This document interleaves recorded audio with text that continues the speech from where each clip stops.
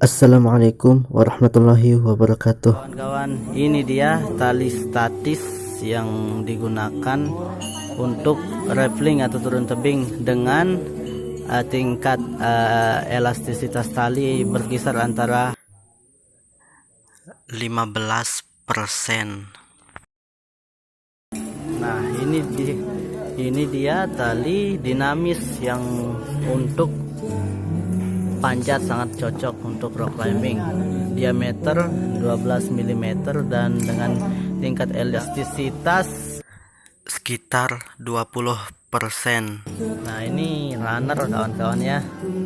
Kemudian ini karabiner, ada figure 8 juga, dan banyak jenisnya karabiner ini. Ada merek Bill, ada Matrox, Vessel dan lain sebagainya. Nah, ini disebut Jumaring. Harness 3 untuk naik atau askender nih. Askender Ya. Nah, ini figure 8-nya untuk turun ya. Kemudian ini Pak, ini karabiner ya. autolock. Ini ya autolock. Ya, autolock ini. Ini runner kan. Nah, ini solback. Nah ini Pak, ini kalau karabiner, kalau ini dicabut, karabinernya dicabut, ini namanya sling. Sling ya. Kalau disatukan dua karabiner dengan satu sling itu namanya runner. Ini Widih. ini Saya dong. oh ya, Bapak Mahaguru. Bang. Nah, ini ibu ketua panitia sekaligus atlet dari Ini namanya tali statis. RC Panjat Tebing Oasis Talang Kata 24. Bapak editor. Tap. Ya, Kalau yang ini namanya harness.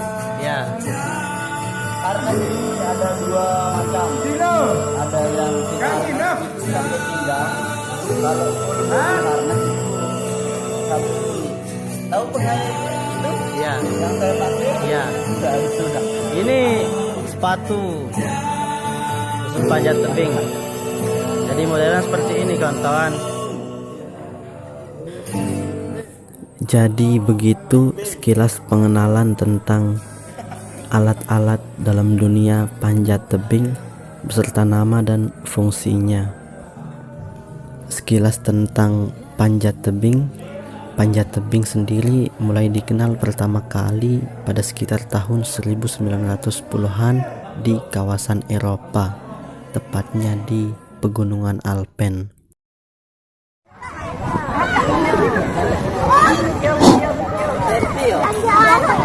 Oke, ini salah satu pemanjat kita namanya Joni Castria yang akan mewakili MTB untuk PON 2021 nanti. Ini namanya pemanjatan dengan masang runner ya, jadi masang pengaman sendiri ya, top runner kalau dengan bisa ya. Ini sudah memasuki rope, ini namanya rope. Bagaimana untuk bermain rope-nya ini? Lalu pada tahun 1920-an teknik pemanjatan dengan tali baru dikenal.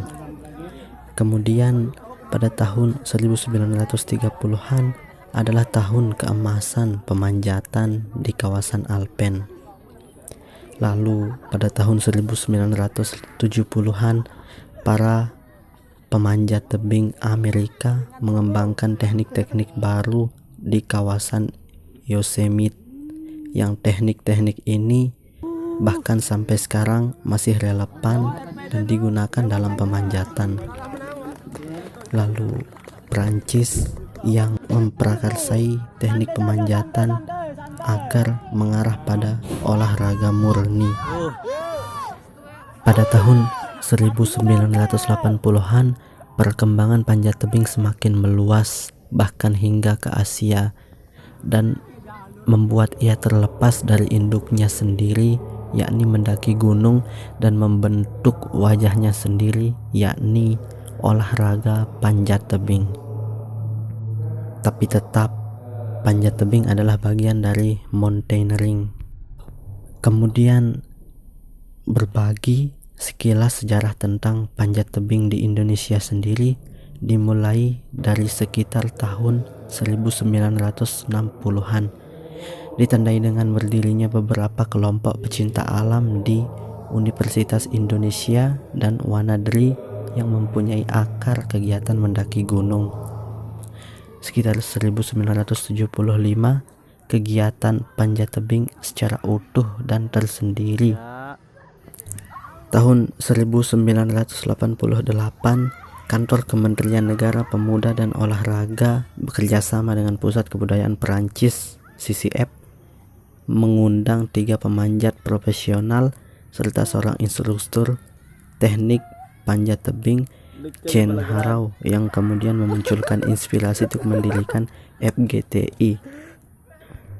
Lalu FPTGI ada dan melalui ikrar yang dikeluarkan oleh sekitar 40-an orang dari perkumpulan pecinta alam yang ada di Jakarta hingga ujung pandang di Tugu Monas 21 April 1988. Sebab FPTI juga sedang mencari bakal calon atlet yang mungkin nanti kawan-kawan bisa menjadi salah satu atlet.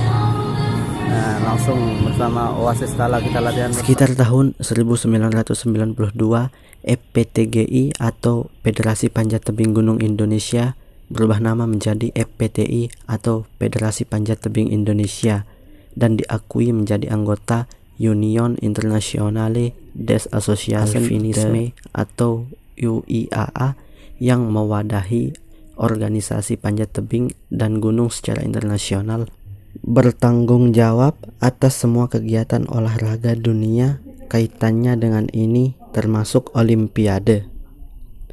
Pada tahun 1994, FPTI diakui sebagai induk olahraga panjat tebing di Indonesia oleh KONI atau Komite Olahraga Nasional Indonesia, dan sejak 1996 olahraga panjat tebing diikut sertakan dalam PON hingga sekarang.